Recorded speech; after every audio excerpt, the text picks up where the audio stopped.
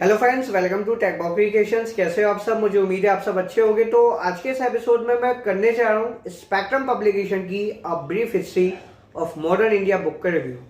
दोस्तों, ये जो बुक है, इस बुक को लिखा है राजीव अय्यर ने, जो कि खुद एक आईपीएस ऑफिसर हैं। तो आप अंदाजा लगा सकते हो कि उन्होंने किस पैटर्न पे इस बुक को लिखा होगा।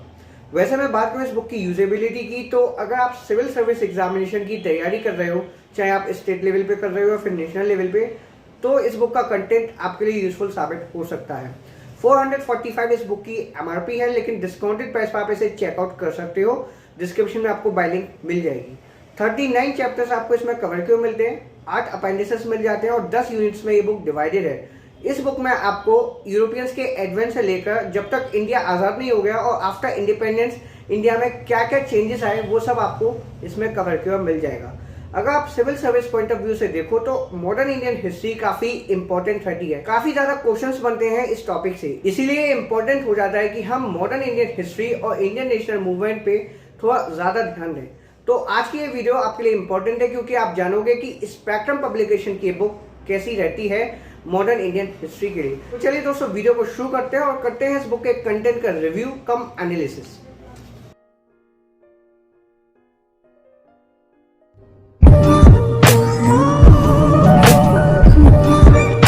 ऑलराइट फ्रेंड्स, तो ये इस बुक का बिल्कुल नया एडिशन है। 2020 में ही ये पब्लिश हुआ है और इसमें कुछ अपडेशन भी किया गया है और कुछ नया कंटेंट भी ऐड किया है।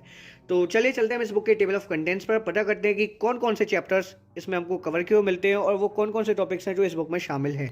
वैसे बात की जाए अगर इस बुक के राइटिंग फ्रंट की, तो राजीव अय्यर ने इस बुक को लिखा है, एडिट किया है कल्पना राजा राम ने। तो चलिए बुक को खोलते हैं और चलते हैं सबसे पहले टेबल ऑफ कंटेंट्स पर।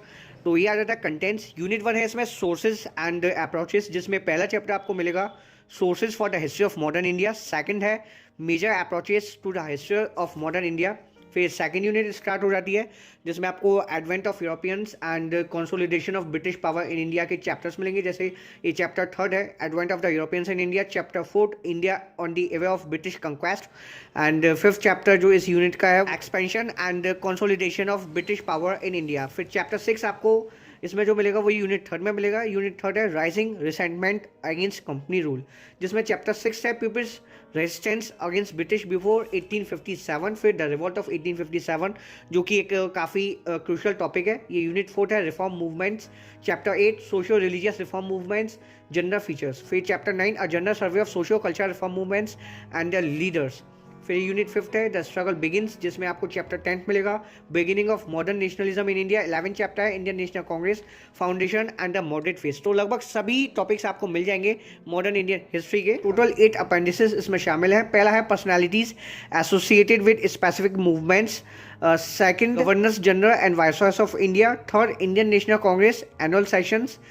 Fourth, socio-religious reform movements. Fifth, famous trials of the nationalist period. Sixth, caste movements. 7, peasant movements. 8, newspapers and journals. Unit 1 है इस बुक की सोर्सेज एंड अप्रोचेस। इसमें पहला चैप्टर आपको मिलता है sources for the history of modern India. मतलब modern Indian history जो गैदर की गई है वो कैसे गैदर की गई है, उसकी सोर्स क्या है, हमको कैसे पता चला है कि ये सब मतलब पहले हो चुका है, पास्ट में हो चुका है। तो जितने भी आर्काइव्स हैं, बायोग्राफीज हैं और मेमोरीज हैं, उन सब के बारे में आपको बताया जाएगा। जैसे आप देख सकते हो biographies, memories and travel accounts जो ट्रैवलॉग्स लिखे गए थे। फिर न्यूज़पेपर्स एंड जर्नल्स, ये भी इंपॉर्टेंट पार्ट है हिस्ट्री को गैदर करने का। फिर ओरल एविडेंस, फिर ये क्रिएटिव लिटरेचर, पेंटिंग, सभी सोर्सेज के बारे में आपको बारी बारी से बताया जाएगा और काफ़ी डिटेल में बताया जाएगा। चैप्टर की थ्योरी के बाद आपको समरी मिलेगी, जिसमें चुनिंदा पॉइंट्स आपको कवर क्यों मिलेंगे, आपको पता चलेगा कि इस चैप्टर में क्या क्या कवर किया गया है। फिर सेकंड चैप्टर है पहली यूनिट का major approaches to the history of modern India. मतलब जो इंडिया की मॉडर्न हिस्ट्री है उसके कौन कौन से अप्रोचेस से हिस्ट्री तैयार की गई है। जैसे कॉलोनियल अप्रोच है, नेशनलिस्ट अप्रोच है, मार्क्सिस्ट अप्रोच है, कम्युनलिस्ट अप्रोच है, Cambridge school approach, liberal and new liberal approach, feminist approach. फिर आपको सभी अप्रोचेस की समरी मिलेगी, एक ब्रीफ ओवरव्यू मिलेगा इस चैप्टर का कि इस चैप्टर में आपने क्या क्या पढ़ा है। फिर ये सेकंड यूनिट स्टार्ट हो जाती है, advent of Europeans and the consolidation of British power in India. इस यूनिट में आपको बताया जाएगा कि जो मतलब यूरोपियंस रहे, चाहे वो डच हो, पोर्टुगीज़ हो, फ्रेंच हो, इंग्लिश हो, वो कैसे इंडिया में आए, कैसे उन्होंने सी रोड को डिस्कवर किया, और आखिर इंग्लिश इन सबसे ज़्यादा क्यों पावरफुल रहे, मतलब डच, पोर्टुगीज़ और फ्रेंच क्यों नहीं अपना इतना वर्चस्व क्रिएट कर पाए इंडिया पे जितना कि ब्रिटिशर्स ने किया, वो आपको इस यूनिट में पता चल जाएगा। तो दोस्तों मैं कंटेंट की बात करूँ तो कंटेंट इस बुक का काफ़ी शानदार रहता है। अगर आप सिविल सर्विस एग्जामिनेशन की तैयारी कर रहे हो तो मॉडर्न इंडियन हिस्ट्री के लिए आपको एक ऐसी बुक की तलाश रहेगी जिसमें आपको कंप्लीट थ्योरी मिले, और आपको जो मतलब थ्योरी मिले वो काफ़ी ज़्यादा डेप्थ में मिले। ऐसा नहीं है कि आपने केवल नोट्स पढ़ लिए या फिर ओवरव्यू ले लिया हर एक टॉपिक का तो आपका काम हो गया, ऐसा नहीं होने वाला। क्योंकि चाहे आप प्रीलिम्स के लिए प्रिपेयर कर रहे हो या फिर मेन एग्जामिनेशन की प्रिपेयर कर रहे हो, सिविल सर्विस एग्जामिनेशन की, आपको मॉडर्न इंडियन हिस्ट्री और इंडियन नेशनल मूवमेंट के टॉपिक पे कमांड होना लाजमी है। अगर आप इस टॉपिक को अच्छे से कवर अप नहीं करोगे तो आपको काफ़ी डिफिकल्टी होगी, क्योंकि ज़्यादातर क्वेश्चंस हिस्ट्री के इसी सेक्शन से बनते हैं, मॉडर्न इंडियन हिस्ट्री से। और मार्केट में आप देखो तो काफ़ी सारी बुक्स अवेलेबल हैं इस सब्जेक्ट के लिए, जैसे आप देखो बिपिन चंद्रा, सोनाली बंसल, स्नेल त्रिपाठी।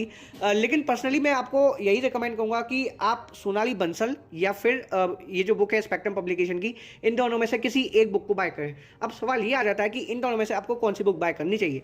तो स्पेक्ट्रम पब्लिकेशन की बुक का कंटेंट काफ़ी शानदार है, इसमें आपको जो थ्योरी मिलती है वो काफ़ी डेप्थ में मिल जाती है, लेकिन जो इस बुक के कवर पेज पर लिखा गया है अ brief history of modern India, वो बिल्कुल गलत है। इसमें आपको थोड़ी डीप में ही मॉडर्न इंडियन हिस्ट्री मिल जाती है। वहीं अगर आप बिपिन चंद्रा में देखो तो बिपिन चंद्रा में आपको थोड़ा कंटेंट कम मिलता है इस कंपैरिजन टू दिस बुक। और कंपैरिजन किया जाएगा इस बुक का सोनाली बंसल और स्नेल त्रिपाठी की बुक के साथ, जो कि मैकग्रेल पब्लिकेशन की बुक है, तो मैं समझता हूँ कि दोनों बुक अपनी अपनी जगह बेस्ट हैं। इसमें आपको जो थ्योरी मिल रही है वो काफ़ी ज़्यादा एक्सटेंसिव है और डेप्थ में है। इससे आपको हर एक टॉपिक के बारे में आइडिया लग जाएगा और आप हर एक टॉपिक को अच्छे से पढ़ लोगे, समझ लोगे।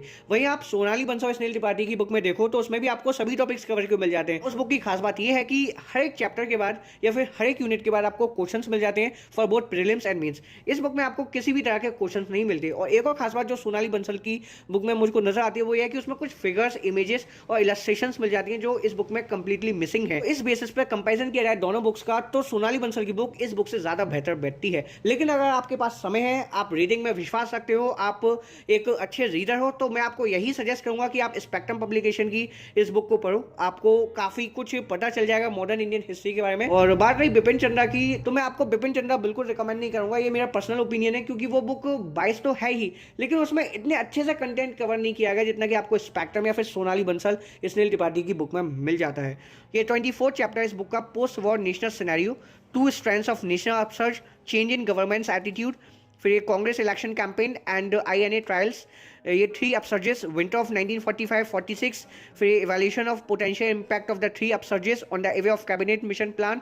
तो सभी इंपॉर्टेंट टॉपिक्स इसमें आपको बिफोर इंडिपेंडेंस और आफ्टर इंडिपेंडेंस ऑफ इंडिया के कवर किए हुए मिल जाते हैं। जो आपको अपेंडिसेस मिलते हैं उनसे आपकी काफ़ी मदद हो जाती है, क्योंकि आप टेबुलर फॉर्म में या फिर मैं कह सकता हूँ कंसाइज फॉर्म में काफ़ी ज़्यादा इंफॉर्मेशन गैदर कर सकते हो। सबसे पहला अपेंडिसेस आपको मिलता है personalities associated with specific movements, जैसे कि स्वदेशी मूवमेंट में कौन कौन से लोग शामिल रहे उनके बारे में आपको कुछ लेखा जोखा मिलेगा। जैसे सेकंड अपेंडिक्स जो आपको इस बुक में मिलता है वो है governors general and viceroys of India, significant events in their rule. जो गवर्नर जनरल रहे जैसे कि वॉरेन हेस्टिंग, लॉर्ड कॉर्नवालिस, इनके कार्यकाल में जो इंपॉर्टेंट घटना घटित हुई वो भी आपको पता चल जाएंगी इस अपेंडिक्स में। ये थर्ड अपेंडिक्स है इस बुक का, Indian National Congress annual session. तो इन अपेंडिक्स को पढ़ के आपको ये फायदा होता है कि कोई भी कॉम्पिटेटिव एग्जाम में अगर डायरेक्ट क्वेश्चन पूछ ले कि फलाना सेशन INC का कहाँ हुआ था, कब हुआ था, उसके प्रेसिडेंट कौन थे, तो इन अपेंडिक्स को पढ़ के आप काफ़ी इंफॉर्मेशन गैदर कर सकते हो, मेमोराइज कर सकते हो। इन सब चीज़ों को काफ़ी कम समय में ही आपको मेमोराइज हो जाएंगे। और मैं यही सजेस्ट करूँगा कि आप इन सबको याद कर लो, जो इंपॉर्टेंट सेशन रहे, जो वाइसरॉयस रहे, गवर्नर जनरल रहे। ये मैं मॉडर्न इंडियन हिस्ट्री के लिए बात कर रहा हूँ।